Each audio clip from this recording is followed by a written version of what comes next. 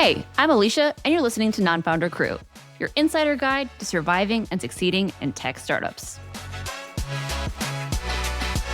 In this episode, I'm diving into one of the questions I get asked about constantly and wish someone else had broken down for me when I was finding my way working at a startup.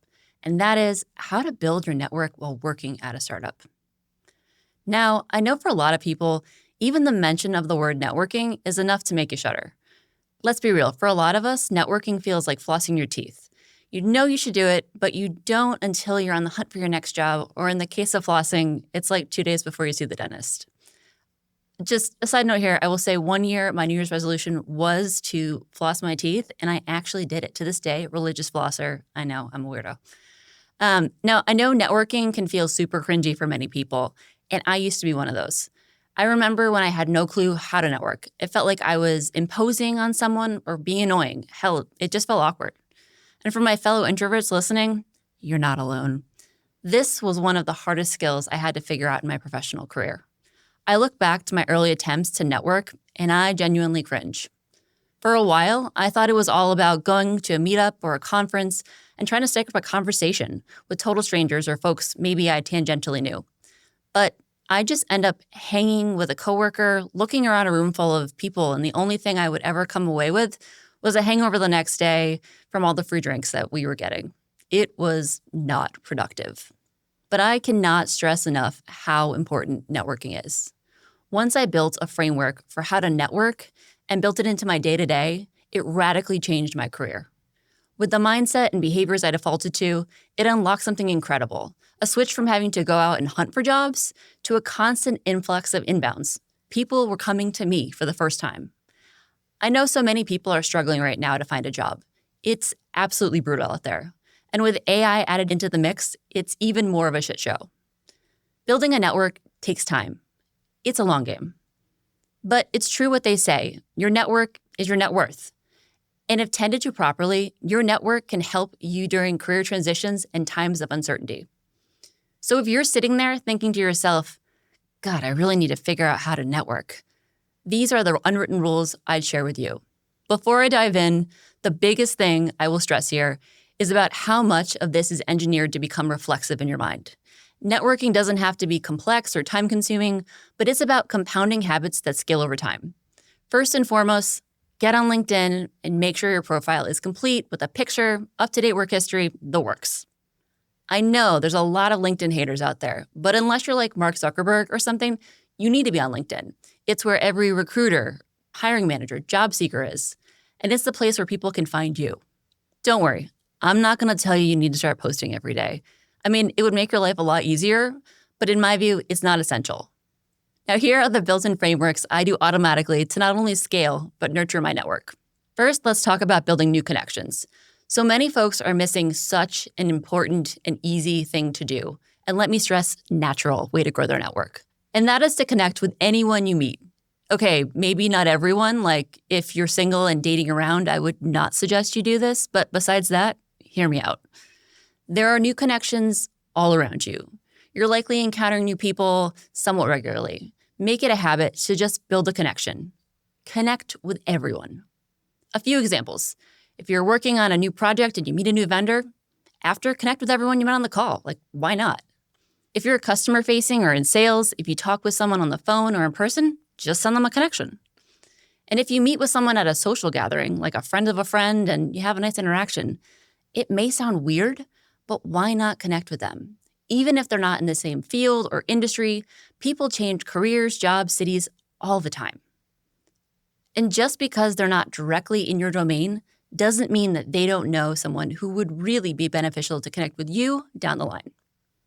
In the same vein, did someone new join your company? Send them a quick line to welcome them to the company. Could be a Slack or in person, and then just send over a connection request. Again, it's a natural moment to build a connection, especially with folks in a new job, a moment where most people feel vulnerable and are looking for acceptance. They'll likely remember it in a good way. Now, on the topic of coworkers, and this one drives me crazy, how many people neglect or fumble this. Another natural moment to connect or strengthen a relationship is when someone leaves a company. If someone who you worked with or maybe didn't work with directly, but you saw them do a lot of great work, this is another natural moment to connect or reconnect with them. Send a quick note. Hey, I really enjoyed working with you. Hope our paths cross again in the future. Or, hey, I didn't really get to work with you, but I was always impressed with your work. Best of luck in your new role. Again, it's a natural moment that so many people drop the ball on. And I look back on the times when I've left a company, and there were a few people that to this day, I still remember what they said to me when I left. Like I used to work in marketing, and a sales engineer came to me and said, "We're really going to miss you around here." And it touched me. It stood out. To this day, I really think highly of him for a number of reasons. But I felt so seen in that moment, and that's the feeling that sticks with someone. Also saying, "I hope we get to work together in the future," is like planting a seed. You know what typically happens when a new job at a company gets posted? The hiring manager shares it with their direct team and asks if anyone has any referrals. Then they'll share it again at the all hands and ask for referrals. So maybe that sales engineer will be like, "Oh, Alicia might be good for that role," and reach out. I think a lot of people think they should just network with other people who are in the same department as them. Like, I'm an engineer and maybe I should just get to know other engineers. But the truth of the matter is, when you're building a startup, the first place people look for referrals is in their past companies. The other team that I am in disbelief about how many people fumble with is recruiters. The number of people that I have heard say, "Ugh, if a recruiter reached out to me, I'm not interested," or "the pay is too low," and just don't respond. I hate to break it to you. In my opinion, recruiters are the absolute best people you can connect with. All they think about professionally is getting people jobs. And the thing about recruiters, hear me out again, this is what most people don't think about. Sure, they may send you over a job that isn't right for you today. You're not interested, or you're not looking at the moment. It does not matter. The best thing you can do for your future self is to build a meaningful connection with a recruiter. Here's why. Recruiters, they are just like us. They change jobs. So maybe they're at a company you don't care about today, but in 3 weeks, in 4 months, in 4 years, they get a new job at a super hot company that you really want to work for. If they've had a positive experience connecting with you, when you reach out to them again about that open role at the hot company, or maybe more likely they're trying to fill the pipe with candidates and they reach out to you, that's when the magic happens. You can make it to the short list of candidates. There is one recruiter who sticks out in my mind, and his name is Justin. Justin, if you're listening, I hope you're well. Hi, we definitely need to catch up. Years ago, Justin reached out to me because he had connected with a bunch of my former colleagues that he had helped place in a job. I think one of them maybe mentioned him to me, or maybe he found me on LinkedIn. Either way, he reached out and I wasn't looking. But I did engage with him, and now years later, I get hit up by Justin for roles whenever a company he's at is looking for someone who matches my skills. And you know what? I welcome his outreach. Okay, and listen up. This is my secret for building great relationships with recruiters. First, I always respond to someone who reaches out to me about a job, even if it's a polite no thank you. But the second thing I do is try to be helpful in a way that is not overly time-consuming for me. If a recruiter reaches out and we haven't connected before, I try to always take the call, even if I'm in a good place in my current situation. You really never know what tomorrow will bring. For obvious reasons, it's good to practice talking about yourself, especially when you're not in the situation where you feel pressure to get a new job. The moment when you're like, I gotta get out of here, you will feel much more confident if you have built the muscle of interviewing. I do want to clarify something here because I think in order for this to be a positive experience for both parties, you need to be really transparent. This is the line I use. Feel free to steal it from me. Whenever I get outreach from a recruiter and I say, "Hey, thanks for reaching out. I'm not actively looking for a new job, but I'm always open to connecting with new people. Maybe there's somebody in my network who would be a fit if it's not the right thing for me." Boom. That's it. Now you're going from a face in the crowd to someone who is signaling positive intent and being kind. Two things that can be hard to find in business, and that will make you stand out.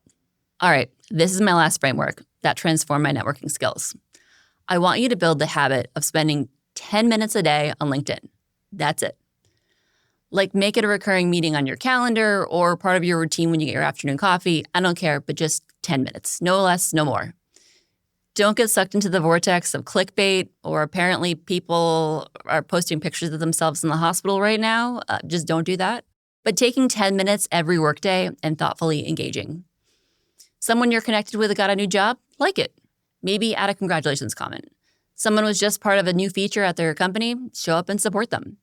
The big unwritten rules folks don't talk about enough is that a big network of connections that are lukewarm is in many ways more important than a few strong relationships. Find ways to show up in some shape or form to support the people in your network. It doesn't need to be a grand gesture or a huge, lengthy thank you note on LinkedIn, but the act of showing up for others when they put themselves and their career out in public is really important. All right, final thing. We're closing out today's episode with a quick segment I'm calling the Survive and Thrive Toolkit.